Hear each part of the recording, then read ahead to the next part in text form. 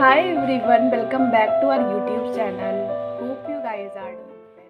आज मैं एक बुक के बारे में बात करने वाली हूँ जिसको आपको बिल्कुल भी नहीं पढ़ना है अगर आप एक बिगनर हो तो।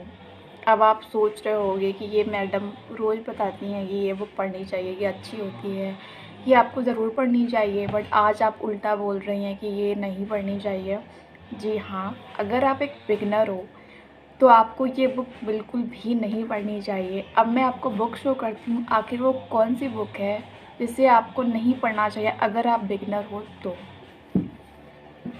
बुक का नाम है भारत की राज व्यवस्था। Sorry guys, I am again recording this video with my front camera, इसलिए आपको ये रिवर्स दिख रहा है। भारत की राज व्यवस्था, वैसे ये बहुत फेमस बुक है, आप सबको ही पता होगा मैं किसके बारे में बात कर रही हूँ, लक्ष्मीकांत।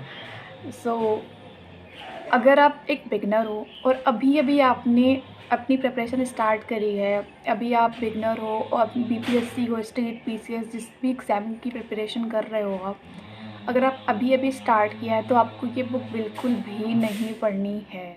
ऐसा मैं इसलिए बोल रही हूँ ना कि अगर आपके बेसिक स्ट्रॉन्ग नहीं है, आपने कभी भी एनसीईआरटीज़ नहीं पढ़ी है, आपने कभी भी पॉलिटी को टच नहीं किया, फॉर एग्ज़ाम्पल अगर आपका बैकग्राउंड आर्ट्स कभी नहीं रहा है तो आपको चीज़ें समझ नहीं आएगी, क्योंकि लक्ष्मीकांत एक स्टैंडर्ड बुक है। अगर आप उस पर डायरेक्ट जाओगे विदाउट अपने बेसिक क्लियर किए, विदाउट एनसीईआरटी पढ़े, आपने कोई लेक्चर कोर्सेज भी नहीं अटेंड किए हैं, आपने सुना कि कोई टॉपर आपको कह रहा है कि Laxmikanth is the best book for polity, no doubt polity के लिए बेस्ट बुक है, इसको पढ़ना ही पढ़ना है आपको, बट आप डायरेक्ट इस पर जाते हो कि चलो ठीक है लक्ष्मीकांत पढ़ते हैं पॉलिटी के लिए, तो आपको समझ में ही नहीं आएगा।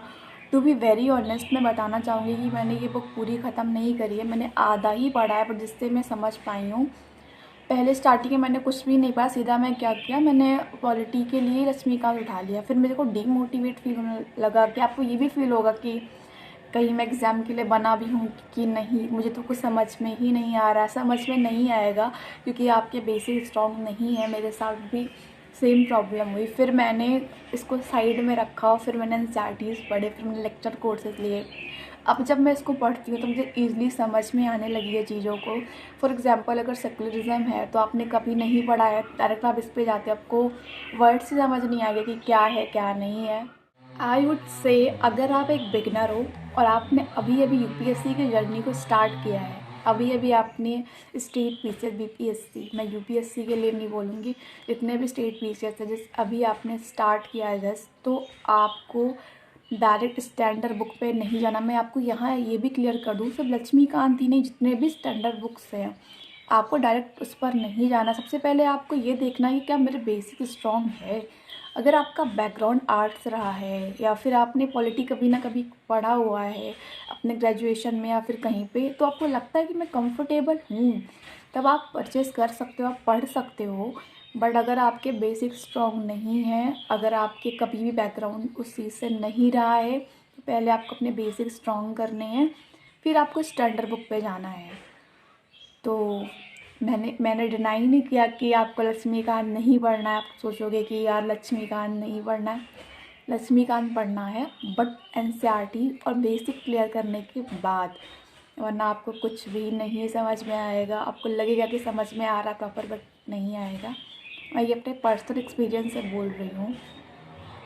सो अगर आपको ये वीडियो इन्फॉर्मेटिव लगी हो और नहीं लगी हो तो भी please like, share and subscribe. Bye bye.